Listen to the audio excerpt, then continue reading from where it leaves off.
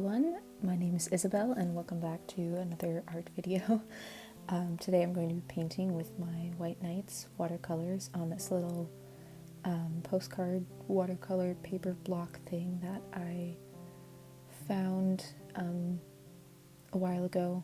It's pretty old, so I have not been able to find it again online, which is unfortunate because I really love it and it's running out of paper. So if anyone has any suggestions for small watercolor blocks, that would be much appreciated. This little piece, I found a reference image on Pinterest that was black and white and had these really striking eyes. And so I wanted to paint that.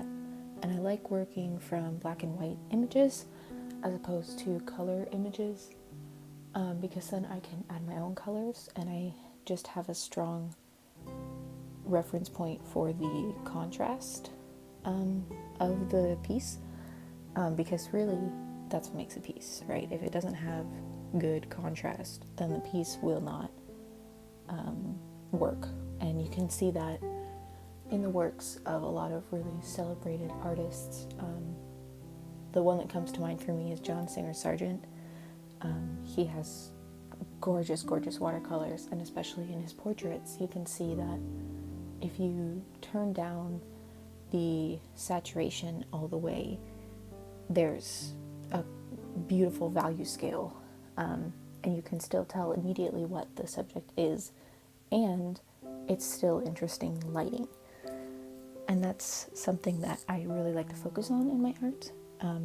Definitely something that I need to get better at. I don't think I'm anywhere near where I want to be with that, but it's always good to have places to grow. So basically, I like to work from a black and white reference image so that I can choose the color palette, and I can throw whatever colors I want on that image, and as long as I keep the values correct, it will still work.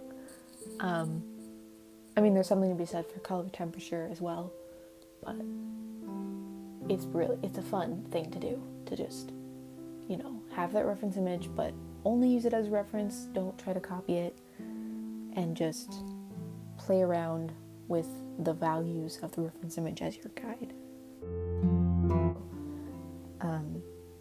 So I saw this image, I was like, I want to paint this, and I had some other pieces floating around in my mind that I'd seen like on Instagram recently, that kind of played with this more muddy color palette with like an accent color, and because I wanted to highlight the eye, I thought, oh, let's do an orange pupil. I think in the long run it would have been better if I had done the pupil dark, and if I had done the iris orange, or even like the entire eye, like made the whites of the eye orange too, and if I had done both eyes. The orange pupil did not work for me, especially since I ended up going for a lot of greens in the skin. I'm not really sure what was going through my head while I was painting this piece.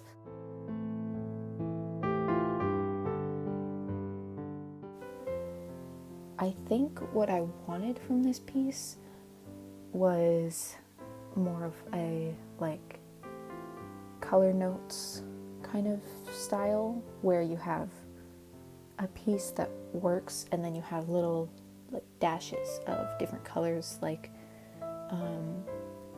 the way that Celestial Fang on Instagram paints, or Mario Bucci here on YouTube, where there's like all these just little pops of color, but you can't really do that with watercolor.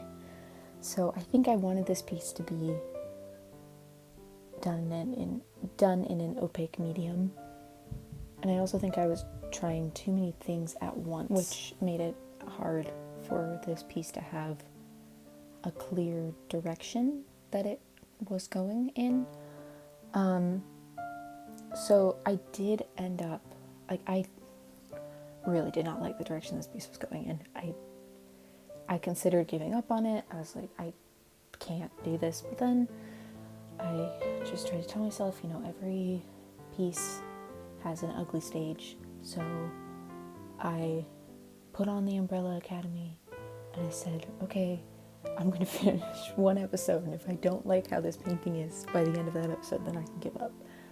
I don't usually give up on pieces, because I just kind of push through until I feel like it's decent.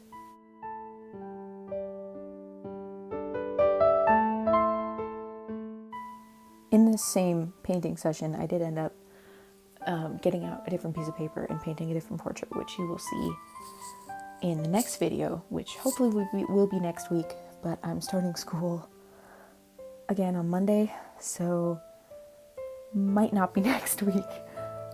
We'll see how that all works out. YouTube's obviously not my top priority, so I don't know. We'll see. But I'm going to try to do a video at least every 2 weeks. Anyway, back to the piece. I just painted over that orange people because I really could not stand it. It was messing with the color palette too much because orange and puke green don't go well together. So I just chose to not have orange be part of the palette, and I tried to focus more on the greenish side. I tried to incorporate more like Payne's Gray into my mixes and olive greens and make it more of a bluey, grayish, greeny kind of color palette. I don't know. This is not my favorite color palette. Let me know what you think.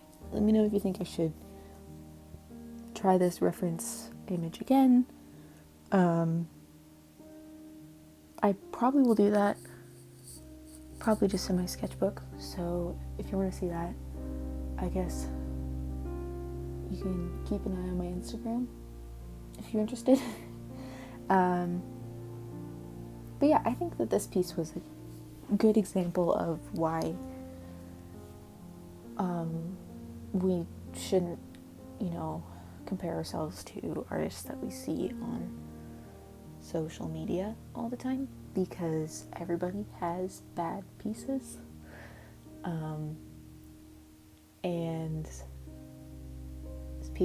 some people just don't share those. And I know while I was painting this, I was just like, this is not good. This is not what I want to be making. This is not the kind of art that I want to be creating. But I made art that day, and that is what matters. Especially because I've been in a bit of an art slump recently, so